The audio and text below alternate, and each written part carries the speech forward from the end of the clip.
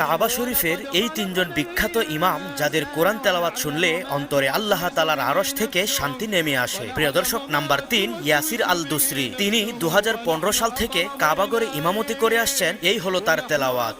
ولئن أطعتم بشرا مثلكم إنكم إذا لخاسرون।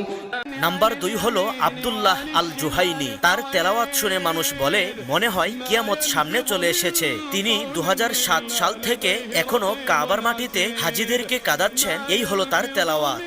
رب قد آتيتني من الملك وعلمتني من تأويل number ১, Abdur Rahman আস-সুদাইস। গোটা পৃথিবী যার তেলাওয়াতে মুগ্ধ।